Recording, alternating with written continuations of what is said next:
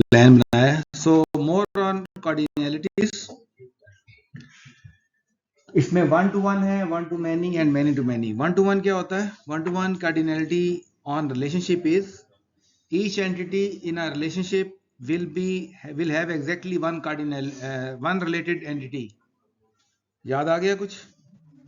1:1 relationship. Then one to many, an entity on one side of a relationship can have many related entities, but an entity on the other side will have maximum of one related entity. And the third one is many to many. Many to many क्या है? Entities on both sides of a relationship can have many related entities on the other side. Something about cardinality constraints.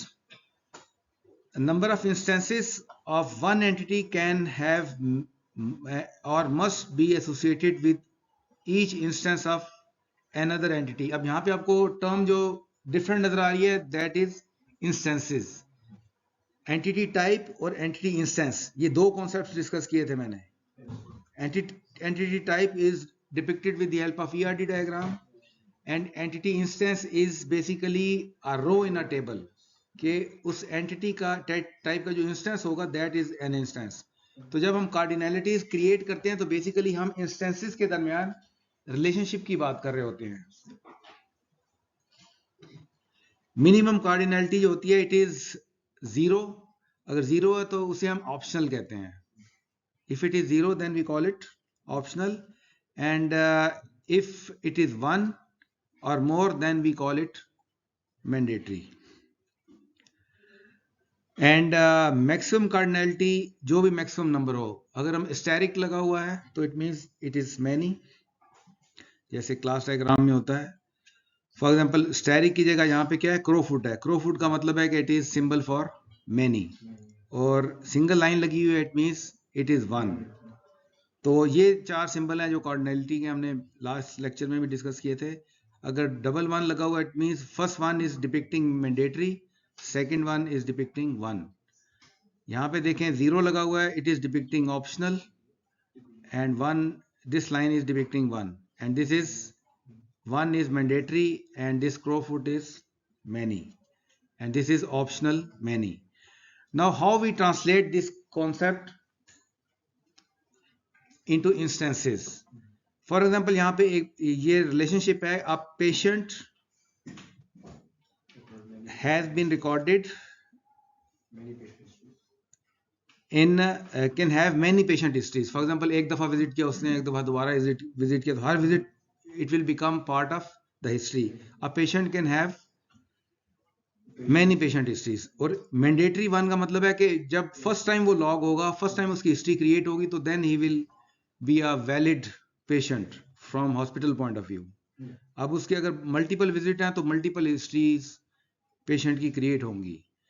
तो अगर हम इस तरह read करते हैं left to right, तो इसका मतलब है कि पेशेंट हैज रिकॉर्डेड वन और मैनी हिस्ट्री, और अगर राइट टू लेफ्ट रीड करें तो हम कहेंगे कि every patient history must have some patient, बगैर पेशेंट की हिस्ट्री नहीं होगी। तो ये कॉन्सेप्ट है। अब ये इंस्टेंस में कैसे ट्रांसलेट हो रहा है? For example Mark is a patient, Sara is a patient, Elsie is a patient. तो मार्क ने एक विजिट किया तो उसके एक मार्क पेशेंट में एक पेशेंट का इंस्टेंस होगा जिसका नाम है मार्क। उस तरफ पेशेंट हिस्ट्री है जो कि विजिट 1 है। तो मार्क और विजिट 1 के दरमियान में there is 1-to-1 relationship. Then सारा ने 2 विजिट किए हैं तो सारा के इंस्टेंस और पेशेंट हिस्ट्री के दरमियान 1-to-many रिलेशनशिप हो गया। उसी तरह एल से और पेशेंट हिस्ट्री के दरमियान में 1-to-1 रिलेशनशिप है। तो 1-to-1 1-to-many में 1-to-1 बाय डिफॉल्ट इंक्लूडेड होगा। तो ये बेसिकली इंस्टेंसेस हैं।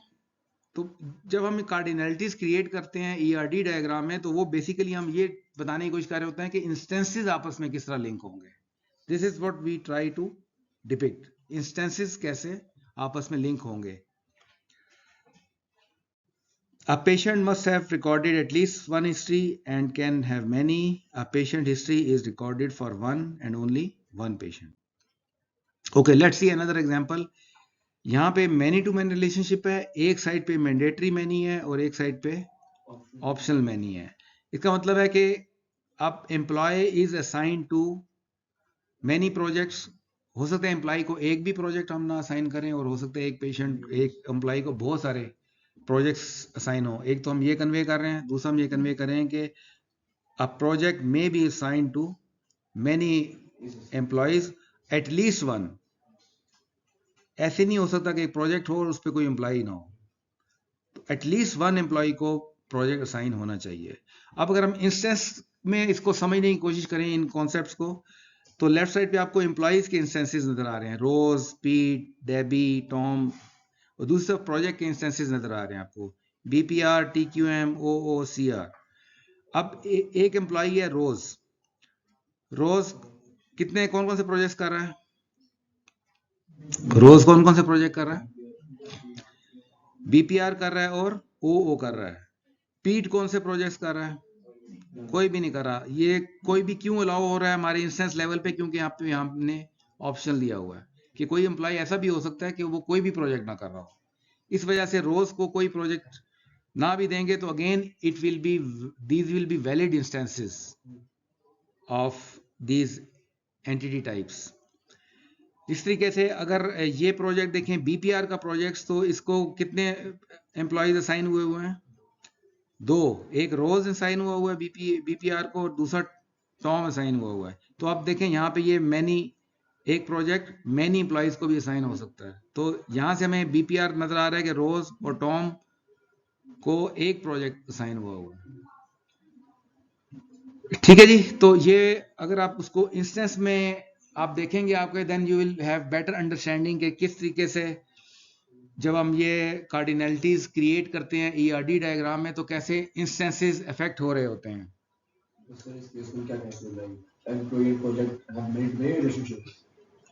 मेनी टू मेनी तो है ही ना, मेनी टू मेनी एम्प्लॉय, क्योंकि एक एम्प्लॉय वन, इससे ये पता चल रहा है कि एक एम्प्लॉय को बहुत से प्रोजेक्ट साइन हो सकते हैं. आप देखें ये रोज है, रोज को मैनी प्रोजेक्ट साइन हो गए हैं. एक एम्प्लॉय को कोई भी प्रोजेक्ट साइन नहीं हो सकता. तो आप देखें पीट को कोई प्रोजेक्ट साइन नहीं हुआ. अगर प्रोजेक्ट से रिवर्स राइट टू लेफ्ट देखें तो एक प्रोजेक्ट मल्टीपल एम्प्लॉयज को साइन हो सकता है. आप देखेंगे बीपीआर मल्टीपल को असाइन हुआ है. कोई ऐसा प्रोजेक्ट जो किसी भी एम्प्लॉय को साइन ना हुआ, ऐसा है कोई प्रोजेक्ट? क्योंकि मैंडेटरी है यहाँ पे. तो देखें कोई भी ऐसा प्रोजेक्ट नहीं है जो किसी एम्प्लॉय को असाइन ना हुआ हो. बीपीआर देख लें, टीक्यूएम देखें, ओ देख लें, सीआर, हर प्रोजेक्ट किसी ना किसी एम्प्लॉय को असाइन हुआ है.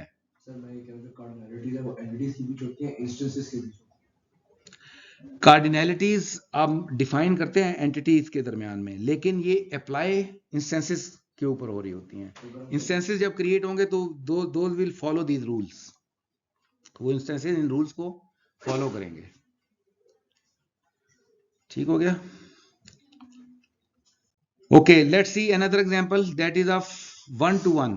अ person is married to another person. ठीक है, और ऑप्शनल वन है. ठीक है, या कमा रहे हैं आप या शादीशुदा हैं लेकिन एक के साथ ही. तो आप ये देख लें, Mac is married with Kathy and Shirley is married with Alice. और जो कमा रहे हैं वो किसी से कनेक्टेड नहीं है. तो this is an example of optional one. क्या मैनी होना चाहिए? चलें, मैं आप मैनी वाला बना लीजिएगा. आपको एग्जांपल दी है, वो भी हो सकती है. क्या चीज? हाँ, यूनरी है ना. हाँ, तो ये देखिए ना, एक मतलब है पर्सन में not is not married to any other person. तो ये ऑप्शनल में जो दोनों साइड पे ऑप्शनल है, आपको दावा नजर आ रहा है और फ्रेड नजर आ रहा है. तो ये ऑप्शनल है, मैंडेटरी नहीं है कि किसी के साथ मैरिड हो. तो दिस इज कमारे की एग्जांपल हो गई.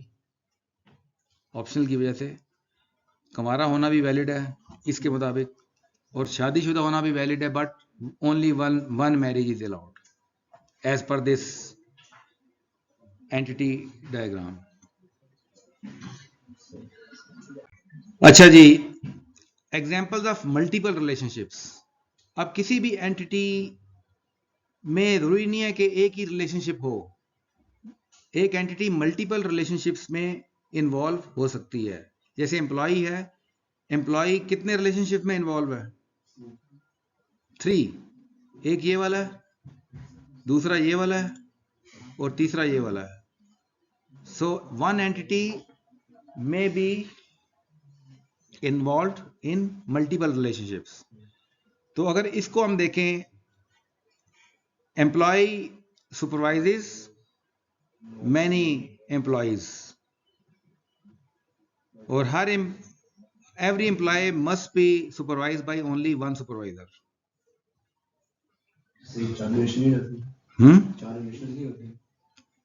ये वो इसको सेल्फ कह देते हैं ना, सेल्फ कह देते हैं कि ये सेल्फ रिलेशनशिप है। ये एक यूनरी रिलेशनशिप है और ये दो बाइनरी रिलेशनशिप्स हैं। हमने यूनरी बाइनरी देखा था ना, और टर्नरी भी देखा था। तो ये एक यूनरी रिलेशनशिप है और ये दो बाइनरी रिलेशनशिप्स हैं। अगर आप इस सब देखते हैं तो a department has many workers, लेकिन कम से कम एक वर्कर, एटलीस्ट वन वर्कर होना चाहिए डिपार्टमेंट में। And employee works in a department, employee must work in one department. दो डिपार्टमेंट में नहीं हो सकता एम्प्लॉय। अगर नीचे तरफ देखें तो department is manage by an employee and employee manages a department but it may or may not manage a department. जो मैनेज होगा सिर्फ वही डिपार्टमेंट को मैनेज करेगा। तो इसलिए एक एम्प्लॉय मैनेज कर भी सकता है डिपार्टमेंट को, नहीं भी मैनेज कर सकता। सो कॉन्सेप्ट यहाँ पे क्या बताया जा रहा है कि one entity may be involve in multiple relationships. अब binary relationship with an attribute. अब ये आपको बीच में एक रिलेशनशिप नजर आ रहा है जिसका नाम है कंप्लीट्स, लेकिन इस रिलेशनशिप के का एट्रीब्यूट है एक, इस रिलेशनशिप का भी एक एट्रीब्यूट है, डेट कंप्लीटेड। अब ये रिलेशनशिप का एट्रीब्यूट आपको यहाँ पे वैलिड लग रहा है क्योंकि एम्प्लॉय, एक तरफ एम्प्लॉय है एक तरफ कोर्स है। एम्प्लॉय जब भी कोई कोर्स करेगा उस कोर्स की कोई ना कोई डेट कंप्लीटेड होगी। बेसिकली ये कन्वे करना चाह रहे हैं हम कि employee can have many courses and course can be done by many employees. ये रिलेशनशिप हो गया, लेकिन जब भी कंप्लीट होगा कोई किसी एम्प्लॉय का कोर्स तो उसकी कोई ना कोई डेट कंप्लीटेड होगी। तो इसलिए ये एट्रीब्यूट ना हम कोर्स में डाल सकते हैं ना हम एम्प्लॉय में डाल सकते हैं। क्या ख्याल है इस स्टेटमेंट के बारे में जो मैंने कहा है कि जो एट्रीब्यूट जो हमने रिलेशनशिप में डाला हुआ है इसे एम्प्लॉय में भी नहीं डाल सकते हम और कोर्स में भी नहीं डाल सकते, क्योंकि ये जो एट्रीब्यूट है ये जब तक एम्प्लॉय कोर्स नहीं करेगा उस वक्त तक ये एट्रीब्यूट का कोई कॉन्सेप्ट बनता नहीं है। एम्प्लॉय कोर्स करेगा तो उसके कोर्स कंप्लीशन का कोई कॉन्सेप्ट क्रिएट हो सकता है। तो इस वजह से इस तरह की सिचुएशन में जबकि किसी रिलेशनशिप की बुनियाद पे कोई एट्रीब्यूट क्रिएट करना पड़ता है तो फिर हम that attribute is depicted as attribute of relationship. तो ये रिलेशनशिप का एट्रीब्यूट है, completes, and you can also see it is a many to many relationships. अच्छा, एक और कॉन्सेप्ट है that is of associative entity. Associative entity, associative entity क्या होती है? ये एंटिटी होती है but it is also a relationship. An entity that has attributes and a relationship links other entities together when a relationship with attributes should be an associative entity। कब हम होता क्या है कि ऐसे एट्रीब्यूट्स जिनको हम इनिशियली डिपिक्ट करते हैं कि उनके कोई एट्रीब्यूट्स हैं, तो लेटर ऑन जब हम फर्दर रिफाइन करते हैं अपने डिजाइन को तो उन रिलेशनशिप्स को जिनके एट्रीब्यूट्स होते हैं we mostly convert those relationship into associative entities. उनकी नोटेशन थोड़ी सी डिफरेंट होती है, उसको मैं आपको दिखाता हूं क्योंकि ये यहाँ पे एग्जांपल देखें पहले। अब पीछे हमने एग्जांपल देखी थी कि एम्प्लॉय और कोर्स के दरमियान में एक रिलेशनशिप था और उसका एक एट्रीब्यूट था बेसिकली डेट कंप्लीटेड। लेकिन सर्टिफिकेट बजाते खुद भी एक तरह की एंटिटी है क्योंकि सर्टिफिकेट की अपनी आईडी होती है, उस पर डेट कंप्लीटेड भी आएगी। सर्टिफिकेट की अपनी एक लीगल वैल्यू होती है। तो इसलिए हमने क्या किया, सब्सिक्वेंट स्टेज में हमने रिलेशनशिप एट्रीब्यूट को एक दरमियान में एक एसोसिएटिव एंटिटी के साथ रिप्लेस कर दिया। तो ये भी एक तरह की एंटिटी है, but this entity is by product of a relationship with attribute. I repeat, this entity, associative entity, is byproduct of a relationship with attributes, जो हमने पहले एग्जांपल देखी है। तो इसमें हमने एक सर्टिफिकेट नंबर की एक अलग से एक आईडी डाल दी और डेट कंप्लीटेड भी डाल दी है, और साथ ही साथ आप ये देखें कि इसके मैनी टू मैनी रिलेशनशिप कैसे कन्वर्ट हुए हैं। पीछे मैं जाता हूं वापस,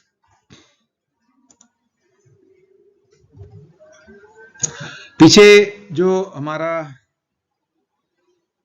एट्रीब्यूट था, it was many to many relationship with employee and course. Employee के साथ मैनी टू मैनी रिलेशनशिप था। जब हम बीच में एक एंटिटी लेकर आते हैं तो वो जो मैनी टू मैनी का रिलेशनशिप होता है, it is converted into two one to many relationships.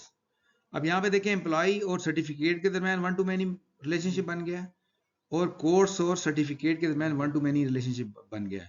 तो जब भी हम मैनी टू मैनी रिलेशनशिप्स को कन्वर्ट करते हैं by inserting an associative entity in between, तो दो वन टू मैनी रिलेशनशिप बन जाते हैं, जैसे आपको नजर आ रहा है। और दोनों की मैनी वाली टाइप जो होती है वो एसोसिएटिव एंटिटी वाली साइड पर होती है।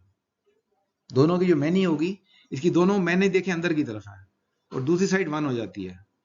So this is how we convert दो एंटिटीज से हम मैनी टू मैनी रिलेशनशिप जब भी आ जाता है तो हम दो एट्रीब्यूट्स, दो एंटिटी से हम तीन एंटिटीज बना देते हैं, और उनके जो मैनी वाली साइड होती है वो अंदर की तरफ हो जाती है, जैसे यहाँ पे आपको सर्टिफिकेट की तरफ नजर आ रहा है।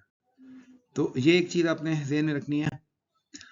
So this is little more discussion on cardinalities and various examples, and I have tried to relate it with the instances, कि एंटिटी के जो इंस्टेंसेस हैं उनके साथ कैसे चीजें रिलेट हो रही होती है जब हम कहते हैं one to many, many to one, optional many, mandatory many. Now next topic that we are going to discuss is enhanced ERD. तो ईआरडी हमने ऑलरेडी बिल्ड करते हुए आ रहे हैं। एनहांस्ड ईआरडी में क्या होता है कि कुछ ऊप के कॉन्सेप्ट आ जाते हैं बीच में, ऊप के कॉन्सेप्ट आ जाते हैं। ऊप के कॉन्सेप्ट का मतलब है कि इसमें जनरलाइजेशन और स्पेशलाइजेशन के कॉन्सेप्ट आ जाते हैं, जनरलाइजेशन और स्पेशलाइजेशन के कॉन्सेप्ट आ जाते हैं। तो इन कॉन्सेप्ट्स को थोड़ा सा हम देखते हैं। So there is a concept of super type and sub type. Super type क्या होती है? A general entity type that is related to one or more subtypes and it contains common attributes that are shared across all subtypes. तो super type वो होती है जिसमें common attributes होते हैं, और जो सब टाइप होती है उनके अपने स्पेशलाइज्ड एट्रीब्यूट होते हैं, जैसे ऊप के अंदर होता है कि आपकी जो सुपर टाइप होती है, सुपर क्लास होती है, उसमें कॉमन एट्रीब्यूट्स होते हैं जो कि इनहेरिट होके सब क्लासेस में अवेलेबल होते हैं। वही कॉन्सेप्ट है यहाँ पर। और सब टाइप इज लाइक अ सब class.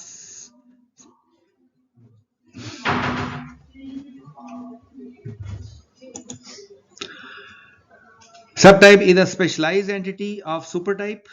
They inherit all attributes from the supertype but also have distinct attributes that make them unique. और obviously जब हम attribute, क्योंकि इसके अंदर ऊप में क्या होगा, क्लासेस में मेथड भी होते हैं, तो मेथड ओवरराइडिंग आ जाती है। वो चीज इसमें नहीं है, मेथड नहीं होते इसके अंदर, इसमें सिर्फ एट्रीब्यूट्स ही होते हैं जो कि which are converted into columns once tables are created. So it has only the concept of attribute inheritance. So in attribute inheritance means that all attributes that are defined in the supertype are automatically included in each subtype. तो उसमें क्या होगा, जो भी super type में attribute होंगे वो already सब they will be part of सब टाइप। सो इसका फायदा क्या होता है? This is beneficial because it reduces the redundancy. आपको वो एट्रीब्यूट डुप्लीकेट नहीं करने पड़ते। अगर दोनों कहीं कॉमन एट्रीब्यूट्स हैं तो उनसे आप सुपर टाइप बना लेते हैं, तो आपको बार बार वो डेटा रिपीट नहीं करना पड़ता, चीजें डुप्लीकेट नहीं करती डिफरेंट एंटिटीज के अंदर। An example, if you have a super type with the name of vehicle, with attribute like make and model, यानी एक व्हीकल का सुपर टाइप है, उसके अंदर दो एट्रीब्यूट्स हैं, एक मेक का एट्रीब्यूट है और दूसरा मॉडल का एट्रीब्यूट है. एंड यू हैव टू सब types car and truck, both with inherited both will inherit make and model attributes from the vehicle. ठीक हो गया. तो क्योंकि सब क्लासेस हैं तो उसके अंदर ये दोनों एट्रीब्यूट्स जो हैं वे इनहेरिट हो जाएंगे. When instance of data is recorded as a subtype, it also considered an instance of supertype. यानी कि जब आप सब टाइप का इंस्टेंस क्रिएट करेंगे तो वो it will also act as instance of super type as well. Super type का इंस्टेंस के तौर पे भी वो जो है that will work. If you insert new car into a database, it is also recognised as a vehicle. क्योंकि car का इंस्टेंस बनाया तो वो व्हीकल का इंस्टेंस भी कंसीडर्ड होगा due to inheritance structure. This structure allows for queries to be more flexible. तो हम एसक्यूएल पढ़ेंगे तो एसक्यूएल में क्या होता है कि ये क्यूरीज हमारे पास ज्यादा फ्लेक्सिबल हो जाती हैं जब इस तरह के स्ट्रक्चर हम बनाते हैं. तो if you want to find all vehicles made by certain manufacturer, you can query the super type, and if you need details specific to a cars, you can query the subtype directly, which will have both the inherited attributes as well as unique ones. तो ये उसका graphical structure है जो मैंने explain किया है. यहाँ पर आपको नजर आ रही है सुपर टाइप, और सुपर टाइप का अपना कोई रिलेशनशिप हो सकता है, और नीचे आपको नजर आ रही है सब टाइप्स. सब टाइप्स का अपना रिलेशनशिप हो भी सकता है और नहीं भी हो सकता. सब टाइप 2 का कोई रिलेशनशिप नहीं है इसके साथ, लेकिन सब टाइप 1 का एक रिलेशनशिप है इसके साथ किसी और एंटिटी के साथ, और ये सुपर टाइप का अपना रिलेशनशिप हो सकता है. अब इसके सुपर टाइप के अपने एट्रीब्यूट्स होंगे और सब टाइप्स के अपने एट्रीब्यूट्स होंगे, लेकिन सब टाइप में जो सुपर टाइप के एट्रीब्यूट्स हैं वो भी अवेलेबल होंगे. They will also be part of the sub type. अच्छा, विजियो में अगर आप ये बनाते हैं, विजियो में भी आपको ये नोटेशन बनाने की फैसिलिटी मिलती है, और आपको लैब में हमने विजुअल पैराडाइम करवाया था. तो विजियो में करेंगे तो इस नोटेशन थोड़ी सी इस तरह की होती है. ये सर्कल सा नजर आ रहा है आपको, नीचे लाइन लगी हुई है. तो सुपर टाइप और सब टाइप विजियो की नोटेशन इस तरह की है. अगर आप विजुअल पैराडाइम में देखेंगे तो विजुअल पैराडाइम में नोटेशन इस तरह की आती हैं. यानी कि कोई भी किसी भी रिलेशनशिप को आप किसी पर्सन को अगर आप सब टाइप क्रिएट कर रही हैं पार्टी की, तो आप इसको राइट क्लिक करके मेन्यू से उसको सब टाइप क्रिएट कर लेंगे. तो party is now super type and person is a सब टाइप. तो ये सुपर टाइप सब टाइप आप विजुअल पैराडाइम में इस तरीके से क्रिएट कर सकते हैं. अच्छा, एक और नोटेशन भी यूज होती है मार्केट में, ये आपको नजर आ रहा है बाय विजुअली इंक्लोजिंग. ये सुपर टाइप आउटर रेक्टेंगल है और सब टाइप को एज इनर रेक्टेंगल के तौर पे शो कर रहे हैं. तो ये बेसिकली अगर बहुत बड़े बड़े डाटा ईआरडी डायग्राम्स हो तो उनको आप कंसाइज तरीके से इस तरीके से डिपिक्ट कर सकते हैं. तो ये इस तरह की नोटेशंस भी आपको कहीं ना कहीं नजर आ जाएंगी. सुपर टाइप आउटर रेक्टेंगल है और sub type are shown composed within the super type. ठीक है, तो ये this is another form of notation. अब देखें एक एग्जांपल. यहाँ पे सुपर टाइप कौन सी है, क्या है सुपर टाइप? एम्प्लॉय. और इसके कितने एट्रीब्यूट्स हैं?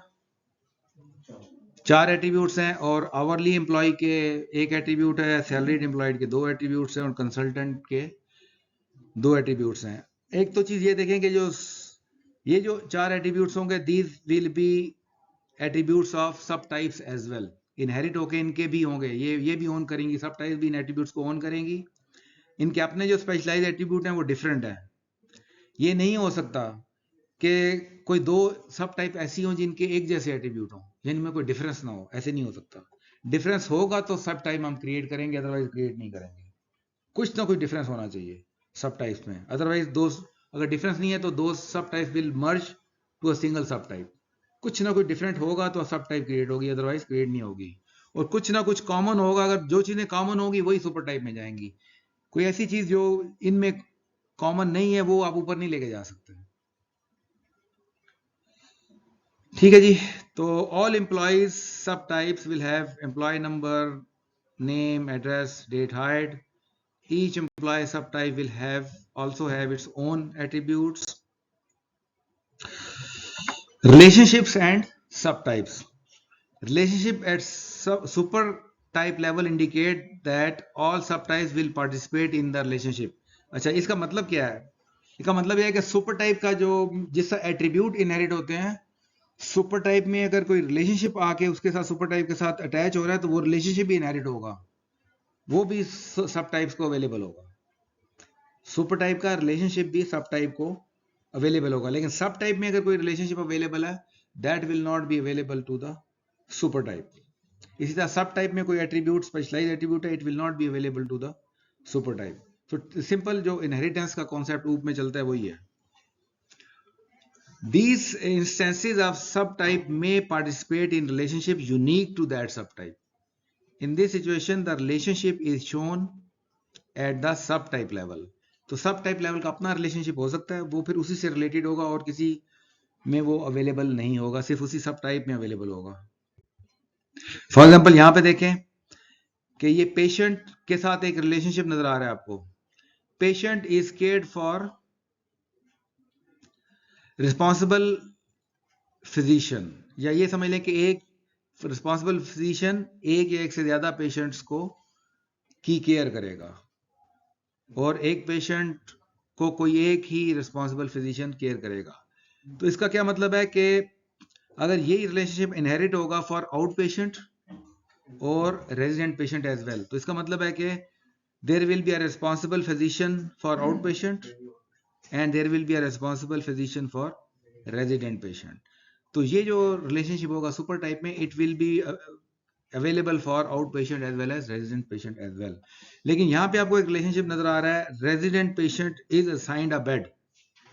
ये जो रिलेशनशिप है ये ना तो आउट पेशेंट को अवेलेबल है ना ही इस पेशेंट एंटिटी को अवेलेबल है।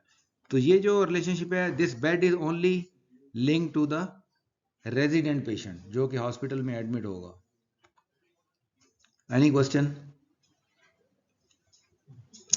Both out patient and resident patients are cared for by responsible physician and only resident patients are assigned to the bed.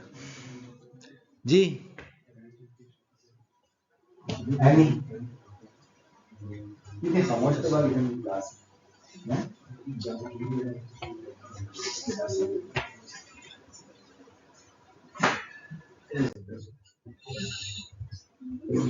Okay, so इसका मतलब है कि हम क्या डिस्कस कर रहे हैं, the concept of generalisation and specialisation.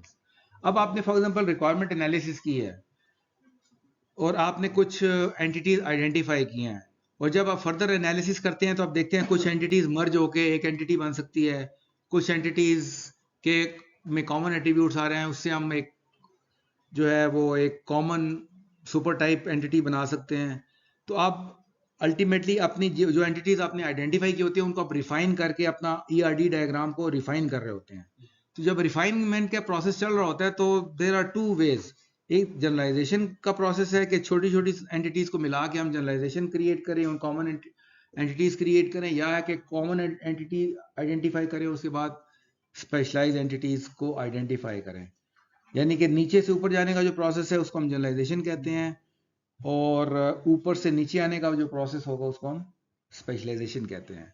तो जनरलाइजेशन क्या है? The process of defining a more general entity type from set of more specialised entity types. इसे हम कहते हैं बॉटम अप प्रोसेस। कि अगर आपने जनरलाइज एंटिटीज आइडेंटिफाई की हैं बाय फाइंडिंग कॉमन एट्रीब्यूट्स, तो हम इसको कहते हैं जनरलाइजेशन का process, and it is bottom up process. Second जो अल्टरनेट प्रोसेस है that is a process of specialisation. इसमें क्या होता है? It is process of defining one or more sub types from a super type and forming super type sub type relationship, and it is called top down approach. पहले general types identify करेंगे, फिर specialise identify करेंगे। मैं example आगे दिखाता हूं आपको। ये फॉर एग्जांपल देखिए, हमने 3 एंटिटीज आइडेंटिफाई किए during the process of analysis of any organisation, या रिक्वायरमेंट्स मिली थी आपको या आपने इंटरव्यूज किए, तो आपने 3 एंटिटीज आइडेंटिफाई की, कार, ट्रक और मोटरसाइकिल। तो कार के कुछ एट्रीब्यूट्स आइडेंटिफाई किए आपने, vehicle ID, price, engine displacement, number of passengers. फिर ट्रक के vehicle ID, price, engine displacement, vehicle number, capacity, cab type. Motorcycle भी आइडेंटिफाई किया हमने। So there are 3 entity types, car, truck and motorcycle. तो अब generalisation की example का क्या मतलब है कि हम जब आइडेंटिफाई कर लियो, तो अब हम क्या करेंगे, हम इसमें से कॉमन एट्रीब्यूट्स ढूंढेंगे। कॉमन एट्रीब्यूट्स नजर आ रहे हैं आपको? तीनों में है या 2 में है? तीनों में है। तो हम करेंगे क्या, कॉमन एट्रीब्यूट्स को हम ले जाएंगे, एक को सुपर टाइप फॉर एग्जांपल हमने बना दी व्हीकल के नाम से, और सारे कॉमन एट्रीब्यूट्स उठा के हम ऊपर ले गए, vehicle ID, price, engine displacement. जो बच गए, कार का ये स्पेशलाइज एट्रीब्यूट है और ये ट्रक का स्पेशलाइज एट्रीब्यूट है, लेकिन बीच में से मोटरसाइकिल गायब हो गया। क्यों गायब हो गया? मोटरसाइकिल क्यों गायब हो गया? मोटरसाइकिल के जितने भी एट्रीब्यूट्स थे वो कॉमन थे। तो मोटरसाइकिल को हम जब भी मोटरसाइकिल का कोई इंस्टेंस क्रिएट करना होगा हमने, तो हम व्हीकल वाला, व्हीकल एंटिटी जो सुपर टाइप है उसी का कर लेंगे, तो it will suffice for creating instance of motorcycle. Motorcycle का हमें इसलिए खत्म करना पड़ा सब टाइप, क्योंकि उसका कोई अलग से स्पेशलाइज एट्रीब्यूट नहीं था, कुछ ना कुछ डिफरेंट होना चाहिए था बाकी 2 सब टाइप से। अगर कुछ ना कुछ भी डिफरेंट नहीं है तो फिर हम वो इंस्टेंस सब टाइप नहीं क्रिएट कर सकते। So we put the shared attributes in a super type, and there is no subtype for motorcycle since it has no unique attributes. क्योंकि यूनिक एट्रीब्यूट कोई नहीं है मोटरसाइकिल का, इसलिए मोटरसाइकिल का जब भी इंस्टेंस क्रिएट होगा तो हम व्हीकल का इंस्टेंस क्रिएट कर लेंगे, तो वो मोटरसाइकिल का इंस्टेंस का काम कर जाएगा। Now let's see the example of specialisation. ये फॉर एग्जांपल हमने एक पार्ट एक एंटिटी है, हमने ये आइडेंटिफाई किया, इसके अंदर आपको कुछ एट्रीब्यूट्स नजर आ रहे हैं, part number, description, quantity on hand, location, routing number, और ये एक कर्ली ब्रैकेट्स के अंदर नजर आ रहा है। कर्ली ब्रैकेट्स में कौन सा एट्रीब्यूट होता है जी? ये कर्ली ब्रैकेट्स में एट्रीब्यूट इसे क्या कहते हैं, कौन सा वाला एट्रीब्यूट होता है? ये मल्टी वैल्यूड एट्रीब्यूट्स होता है। तो इसका मतलब है कि एक पार्ट के मल्टीपल सप्लायर हो सकते हैं, ये कहना चाह रहे हैं हम। और ये सप्लायर जो है ये मल्टी वैल्यूड तो है, लेकिन ये साथ ही साथ कंपोजिट भी है, क्योंकि इसके भी आगे 2 पार्ट्स हैं, सप्लायर आईडी और यूनिट प्राइस। अब हमने जब फर्दर एनालिसिस की तो हमें पता चला कि जो राउटिंग नंबर है, routing number it only applies to manufactured parts. ये जो एट्रीब्यूट्स है ये सारे हर तरह के पार्ट्स में एप्लीकेबल नहीं है, ये सिर्फ मैन्युफैक्चर्ड पार्ट्स के लिए ये वाला एट्रीब्यूट्स एप्लीकेबल है। और जो सप्लायर वाला जो मल्टी वैल्यूड एट्रीब्यूट है, it is only applicable to the purchase parts. It is only applicable to the purchase parts. तो इसका मतलब है कि हमने अपनी एनालिसिस करके 2 स्पेशलाइज किस्म के पार्ट्स आइडेंटिफाई किए हैं, 2 स्पेशलाइज पार्ट्स आइडेंटिफाई किए हैं। सो हमने क्या किया कि हमने 2, एक मैन्युफैक्चर पार्ट की एंटिटी बना दी है और एक परचेज पार्ट की एंटिटी बना दी है। मैन्युफैक्चर पार्ट की एंटिटी में हमने राउटिंग नंबर डाल दिया, लेकिन परचेज पार्ट जो है ना, it was basically related to a multi valued attributes. तो मल्टी वैल्यूड एट्रीब्यूट्स हमने कहा था ये एक पार्ट के अंदर मल्टीपल सप्लायर हो सकते हैं, एक पार्ट के मल्टीपल सप्लायर हो सकते हैं। तो आमतौर से तो क्योंकि it is related to purchase part, तो परचेज पार्ट और सप्लायर आईडी में बेसिकली क्या बन गया था हमारा, मैनी टू मैनी रिलेशनशिप बन गया था, क्योंकि एक पार्ट में मल्टीपल सप्लायर हो सकते हैं और एक सप्लायर मल्टीपल पार्ट्स को भी वो कर सकता है, सप्लाई कर सकता है। तो इसकी वजह से हमने क्या किया, ये बीच में एक एसोसिएटिव एंटिटी इंक्लूड की है। हम इस तरह भी बना सकते थे, तो हमने इसको थोड़ा फर्दर रिफाइन कर लिया है। तो हमने एक बीच में एक सप्लाईज के नाम से एसोसिएटिव एंटिटी बनाई है, क्योंकि यूनिट प्राइस हर सप्लायर की डिफरेंट हो सकती है। हर सप्लायर डिफरेंट, उसके हर सप्लायर की प्राइस डिफरेंट हो सकती है। कोई महंगा देगा, कोई सस्ता देगा, कोई ना कोई डिफरेंट होगा। तो इसका मतलब हर सप्लाई के साथ यूनिट प्राइस आपने सेपरेट एक क्रिएट कर लिया है। वो भी कर सकते हैं आप यूं करके, इसके रिलेशनशिप के साथ आप यूनिट प्राइस का एट्रीब्यूट क्रिएट कर सकते हैं। यहाँ पे यूनिट प्राइस लिख दें, यूनिट प्राइस, तो इट इज वैलिड, ठीक है। लेकिन इसके हमने एक स्टेप आगे जाके हमने उसको फर्दर रिफाइन कर दिया, तो भाई this will also work for initial analysis इसको। लेकिन जब हम फर्दर रिफाइन करेंगे तो फिर हमें इसी किस्म की चीज बनानी पड़ेगी। लेकिन यहां तक रिसर्च भी कर देते हैं तो it is as a first step it is valid कि आपने एट्रीब्यूट विद रिलेशनशिप शो कर दिया। ठीक हो गया। तो ये इस तरीके से this is called a process of specialisation. एक जनरल अपने एंटिटी पहले आइडेंटिफाई की, फिर आपने देखा कि कुछ और तरह के पार्ट्स भी हो सकते हैं, तो अपने एक स्पेशलाइज पार्ट मैन्युफैक्चर पार्ट का निकाल लिया और एक परचेज पार्ट का एंटिटी क्रिएट कर लिया। It's a multi-valued attribute, so it is replaced by an associative entity relationship to an other entity. Okay, so now there are few more concepts related with this the concept of supertype and subtype. One is there is concept of completeness constraints. Completeness constraints क्या होता है? Whether an instance of supertype must also be a member of at least one subtype. Either it will be true or it will be false. If it is true, then we call it total specialization and it is depicted with the help of double line. And if it is false, we call it partial specialization and it is depicted with the help of single line. इसको मैं example से explain करता हूं आपको।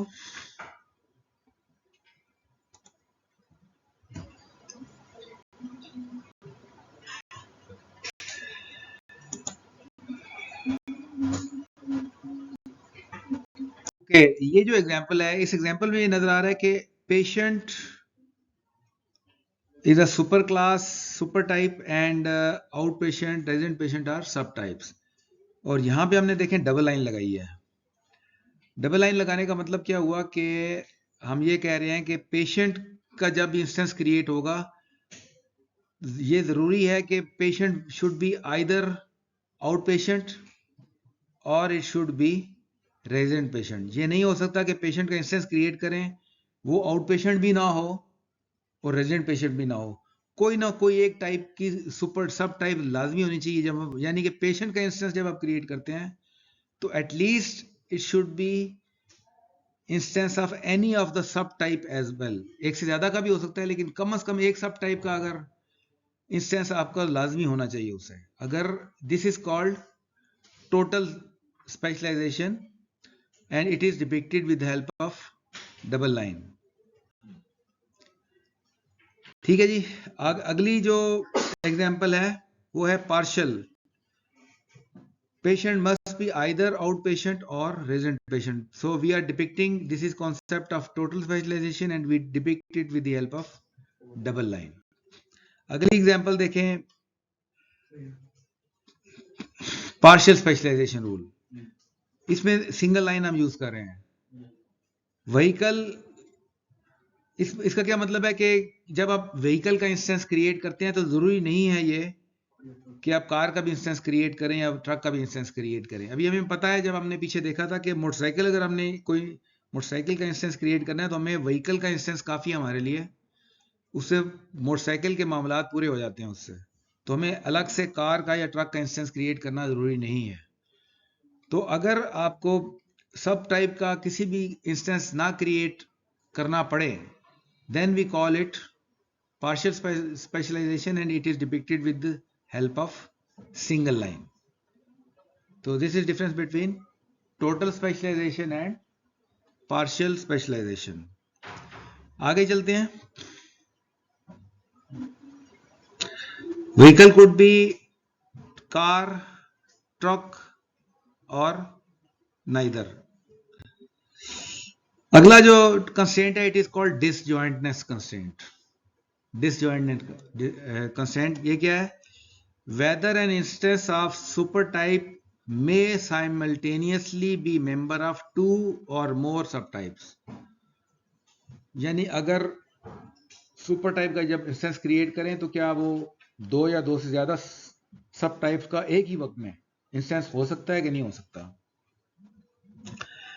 तो disjoint rule ये है कि उसमें हम डी का कीवर्ड यूज करते हैं। If it is an instance of super if N instance of super type can be only one of the sub type, यानी किसी एक सब टाइप का, जो पीछे हमने एग्जांपल देखी है वो उन एग्जांपल वो किसी एक सब टाइप थी, पेशेंट या आउट पेशेंट हो सकता है या वो रेजिडेंट पेशेंट हो सकता है। तो ये एक तरह की डिसजॉइंटनेस की एग्जांपल थी कि किसी एक का इंस्टेंस हो सकता है, लेकिन तो हम उसको कहेंगे डिसजॉइंटनेस है उसमें। अगर एक से ज्यादा सब टाइप का भी इंस्टेंस हो सकता है सुपर टाइप का इंस्टेंस, तो हम we call it overlap rule and we depict it with the help O notation. An instance of supertype could be more than one of subtypes। अब आगे एग्जांपल दिखाता हूं आपको मैं। तो यहां पे आपको नजर आ रहा है कि हमने बीच में डी यूज किया हुआ है। डी का मतलब है कि patient can be either out patient और इन पेशेंट। तो किसी एक का इंस्टेंस होगा, दो एक से ज्यादा का नहीं हो सकता। ये डिपिक्ट करने के लिए यहाँ पे हमने डी रिप्रेजेंट किया हुआ है कि patient will be instance of either out patient or it will be instance of either or resident patient. So we are using D here, so it is a disjointness. अब आगे हम overlap की example देखते हैं। Overlap की example में क्या है कि part can be either manufactured part और परचेज पार्ट और it may be both manufactured और परचेज पार्ट। ठीक है, हो सकता है एक पार्ट मंगवाया उसका स्पेसिफिक नंबर है, कुछ आपने मैन्युफैक्चर किया इन हाउस और वही पार्ट नंबर आपने परचेज भी किया है। तो कुछ आपको बाहर से आ रहा है, तैयार होकर पार्ट मिल रहा है आपको, कुछ पार्ट आप खुद इन हाउस डेवलप कर रहे हैं, पार्ट नंबर वही है जो आप अपनी इन्वेंट्री में यूज कर रहे हैं। तो part can be manufacture part as well as purchase part. तो यहाँ पे ओवरलैपिंग का कॉन्सेप्ट आ गया कि जो पार्ट है वो मैन्युफैक्चर पार्ट होने के साथ साथ वो परचेज पार्ट भी हो सकता है। तो it can be instance of both sub types as well. So this is the concept of overlap. A part may be both purchase as well as manufactured. अच्छा जी, अब जब ये इन चीजों को डिपिक्ट करने के लिए हम डिस्क्रिमिनेटर यूज करते हैं। अब डिस्क्रिमिनेटर क्या चीज होती है? Discriminator is kind of attribute. It is an attribute of supertype whose value determine the target subtypes। कि सुपर टाइप के अंदर ऐसा एट्रीब्यूट हम डाल देते हैं जिससे पता चल जाता है कि कौन सी सब टाइप को अपने अटैच करना है सुपर टाइप के साथ। एक को करना है या एक से ज्यादा को करना है? अगर एक को करना है तो क्या करेंगे हम? एक से ज्यादा को करना है तो क्या करेंगे? This is what we are going to see next. अगर डिसजॉइंटनेस को अपने इंप्लीमेंट करना है, then you are required to add a simple attribute in the supertype to depict the alternate values। इसकी भी मैं आगे एग्जांपल दिखाता हूं आपको। and if you want to depict the overlapping constraint, then you have to include a composite attribute with boolean values। उनके जो components होंगे वो boolean valued कंपोनेंट्स होंगे। क्यों होंगे, क्या वजह उसकी, आगे मैं आपको एग्जांपल से एक्सप्लेन करता हूं। तो यहाँ पे देखिए हमने एक एडिशनल एट्रीब्यूट यहाँ पे ऐड किया एम्प्लॉय टाइप के नाम से। सुपर टाइप के अंदर एम्प्लॉय टाइप के नाम से एक सुपर टाइप में एट्रीब्यूट ऐड किया हमने, और इसके तीन आइदर इसकी वैल्यू हम एच, इसमें जब हम डेटा एंट्री करेंगे तो हम या उसमें एच डालेंगे या उसमें एस डालेंगे या उसमें सी डालेंगे। तो जब इंस्टेंस क्रिएट होगा एम्प्लॉय का, तो यहां से उसकी वैल्यू से डिटरमिन कर लेगा कि इसके साथ कौन सी वाली सब टाइप अटैच करनी है। आवरली एम्प्लॉय को अटैच करना है या सैलरीड एम्प्लॉय को अटैच करना है या कंसल्टेंट को अटैच करना है, किसको अटैच करना है, वो यहाँ पे हम वैल्यू उसकी डाल देंगे सुपर टाइप में, उस वैल्यू से वो अटैच कर लेगा, क्योंकि डिसजॉइंटनेस है, कोई एक ही एट्रीब्यूट इसने अटैच करना है, तो वो एट्रीब्यूट की वैल्यू हम यहाँ पे ये एक करेक्टर डाल देंगे इसके अंदर, उस करेक्टर से डिटरमिन कर लेगा कि जब एम्प्लॉय का इंस्टेंस क्रिएट होगा तो उसमें से उसके साथ कौन सा सब टाइप का इंस्टेंस साथ अटैच करना है, ठीक है। So we are creating, so we call it a discriminator, ये जो एट्रीब्यूट है इस एट्रीब्यूट को हम डिस्क्रिमिनेटर कहते हैं, जो कि डिस्क्रिमिनेट करता है a simple attribute with different possible values indicating the subtype H, S और C। अब अगर ओवरलैपिंग कंस्ट्रेंट है, ओवरलैपिंग कंस्ट्रेंट का मतलब है कि मैन्युफैक्चर पार्ट और परचेज पार्ट दोनों ही के इंस्टेंस क्रिएट करने पड़ सकते हैं एक ही वक्त में, तो उसमें हम ये हमने यहाँ पे देखें पार्ट नंबर के नाम से हमने कंपोजिट एट्रीब्यूट साथ अटैच किया है, इसमें एक कंपोनेंट है मैन्युफैक्चर्ड, क्वेश्चन मार्क का मतलब है कि बूलियन टाइप है, और दूसरा कंपोनेंट है परचेज, क्वेश्चन मार्क का मतलब है कि it is of type Boolean. तो इसका मतलब है कि मैन्युफैक्चर्ड में भी हम ट्रू या फॉल्स डाल सकते हैं, या वाई यस और नो डाल सकते हैं, और परचेज के लिए भी यस और नो डाल सकते हैं। तो अगर दोनों का मैन्युफैक्चर्ड और परचेज दोनों का यस है, तो इसका ये मतलब क्या मतलब होगा कि पार्ट के इंस्टेंस के साथ मैन्युफैक्चर्ड और परचेज दोनों पार्ट्स का इंस्टेंस अटैच करना है, और अगर दोनों का नो भी कर सकते हैं, लेकिन दोनों का नो हम नहीं कर सकते क्योंकि ये डबल लाइन है, यहाँ पे दोनों का नो नहीं कर सकते क्योंकि डबल लाइन है, कोई ना कोई at least one instance is required to be attached. अगर यहाँ डबल लाइन ना होती, सिंगल लाइन होती, इसका मतलब है कि ऐसी भी सिचुएशन हो सकती है कि कोई भी सब टाइप हम अटैच ना करें, लेकिन डबल लाइन है इसका मतलब है कोई एक ट्रू होना जरूरी है, इसमें से एक फॉल्स हो सकता है इन दोनों कंपोनेंट्स के अंदर से। आगे इसको a composite attribute with sub attributes indicating yes or no determine whether it is of each subtype। For example यहाँ पे देखें, यहाँ से आपको क्लियर हो रहा होगा, अगर आपने मैन्युफैक्चर्ड को ट्रू कर देते हैं और परचेज को नो कर देते हैं, तो इसका मतलब है कि दिस पार्ट, जब पार्ट का इंस्टेंस क्रिएट करेंगे तो उसमें सिर्फ मैन्युफैक्चर्ड पार्ट्स को अटैच करना है, इंस्टेंस क्रिएट करेंगे। अगर परचेज पार्ट है तो मैन्युफैक्चर्ड को नो कर दिया और परचेज को यस कर दिया हमने, और अगर दोनों है परचेज एंड मैन्युफैक्चर तो दोनों को यस कर देंगे आप। तो इससे क्या होगा कि आपको पता होगा कि इस पार्ट नंबर में परचेज पार्ट्स भी अवेलेबल हैं और मैन्युफैक्चर पार्ट्स भी अवेलेबल हैं। So we call it a discriminator for overlap rule. पहला जो डिस्क्रिमिनेटर था that is for disjoint rule, ये जो डिस्क्रिमिनेटर है it is for overlap rule. अब ये देखें, एक फुल एग्जांपल नजर आ रही है आपको, इसमें ओवरलैप भी नजर आ रहे हैं, डिसजॉइंट भी नजर आ रहे हैं, टोटल स्पेशलाइजेशन भी नजर आ रही है और पार्शियल स्पेशलाइजेशन भी नजर आ रही है। तो इसमें कोई क्या समझ आती है, एम्प्लॉय और फैकल्टी और स्टाफ में क्या रिलेशनशिप है आपस में? ये जो तीन है, एम्प्लॉय, फैकल्टी, स्टाफ, इसमें क्या चीज नजर आ रही है आपको? एम्प्लॉय के इंस्टेंस के साथ क्या होगा? सब टाइप का कोई इंस्टेंस क्रिएट करना जरूरी है कि नहीं? एम्प्लॉय इंस्टेंस के साथ क्या फैकल्टी और स्टाफ का इंस्टेंस क्रिएट करना जरूरी है या नहीं? कैसे पता चला हमें कि जरूरी नहीं है? क्योंकि यहाँ पे सिंगल लाइन है, इस वजह से ये जरूरी नहीं है। एम्प्लॉय का इंस्टेंस अकेला भी काफी है, हो सकता है कि फैकल्टी और स्टाफ ना हो, इसमें अलावा कि एक और कैटेगरी हो, तो वो कैटेगरी यहाँ पे मैनेज हो जाएगी। तो इसलिए यहाँ पे सिंगल लाइन के विषय में पता चला कि सब टाइप का इंस्टेंस क्रिएट करना जरूरी नहीं है एम्प्लॉय इंस्टेंस के साथ, किया भी जा सकता है लेकिन नहीं भी किया जा सकता। डी से क्या पता चल रहा है हमें?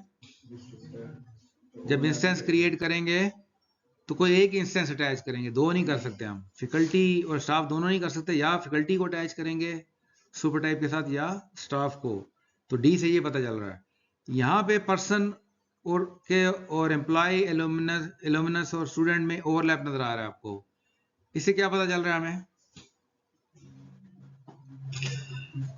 कि एक पर्सन के इंस्टेंस के साथ पर्सन माइट बी एम्प्लॉय भी हो सकता है, एलुमिनस भी हो सकता है, ठीक है, और स्टूडेंट भी हो सकता है कि फैकल्टी हो, एमएस क्वालिफाइड और पीएचडी कर रहा हो उसी यूनिवर्सिटी में, हो सकता है इस तरह। स्टूडेंट भी है एमएस का, पीएचडी का स्टूडेंट है और टीचिंग भी कर रहा है, या आरए है और या लैब इंजीनियर है और साथ एमएस कर रहा है। This is very much possible. तो यानी कि एक ही पर्सन के मल्टीपल इंस्टेंसेस भी हो सकते हैं, तो इस वजह से ओवरलैप नजर आ रहा है आपको। डबल लाइन का मतलब है कि कोई एक होना जरूरी है, कोई एक होना जरूरी है, या एम्प्लॉय होना जरूरी है उसके लिए, या एल्यूमिनस या स्टूडेंट। अच्छा, यहां पे देखें स्टूडेंट के अंदर आपको डबल लाइन नजर आ रही है और अंडर ग्रेजुएट और ग्रेजुएट। इससे क्या पता चल रहा है हमें? स्टूडेंट जो है either it should be graduate student or it should be under graduate student. D की वजह से कोई एक ही हो सकता है, या ग्रेजुएट हो सकता है या अंडर ग्रेजुएट हो सकता है। डबल लाइन का मतलब है कि कोई एक होना जरूरी है, सिर्फ स्टूडेंट का इंस्टेंस बनाना काफी नहीं है हमारे लिए, या स्टूडेंट के साथ अंडर ग्रेजुएट स्टूडेंट का इंस्टेंस लिंक करना पड़ेगा, या स्टूडेंट के साथ अंडर ग्रेड का इंस्टेंस क्रिएट करना पड़ेगा। अच्छा, जब विजुअल पैराडाइम में बनाते हैं, अभी लैब में आप विजुअल पैराडाइम यूज करेंगे तो आपको नजर आएगा कि इस किस्म की नोटेशंस अवेलेबल हैं विजुअल पैराडाइम में। तो ये एक पर्सन नजर आ रहा है आपको, पर्सन के नीचे आपको एम्प्लॉय, इल्यूमिनस और स्टूडेंट नजर आ रहे हैं, और यहाँ पे आपने इसके रिलेशनशिप की जाकर प्रॉपर्टी से ये वैल्यू सेट करनी है। इसमें क्या लिखा हुआ है? कंप्लीट, इसका मतलब है डबल लाइन है। जो पीछे डबल लाइन देखी आपने वो इक्विवेलेंट है कंप्लीट का, और ओवरलैपिंग जो ओ लगाया है हमने, जो ओ लगाया है वो तो डबल लाइन कंप्लीट लगाया तो डबल लाइन को रिप्रेजेंट कर रहा है, ओवरलैपिंग आपने किया है तो ये ओ को रिप्रेजेंट कर रहा है। यहाँ पे एम्प्लॉय को देखें, यहाँ पे क्या लिखा हुआ है? Incomplete and disjoint. इनकम्प्लीट का मतलब है सिंगल लाइन है, और डिसजॉइंट का मतलब है डी। तो ये जो डायग्राम है it is equivalent to the diagram जो पीछे मैं अभी आपसे डिस्कस की है मैं पिछली स्लाइड में। और यहाँ पे आप देखें स्टूडेंट में आपको नजर आ रहा है कंप्लीट एंड डिसजॉइंट, यानी कि डबल लाइन है और साथ डी है। सो दिस डायग्राम, ये आपके विजुअल पैराडाइम की नोटेशंस हैं जो कि आप यूज कर सकते हैं once you're creating EERD on visual paradigm. Okay, let's have few exercises. ये एक्सरसाइज देखें और इसकी नोटेशन बनाएं।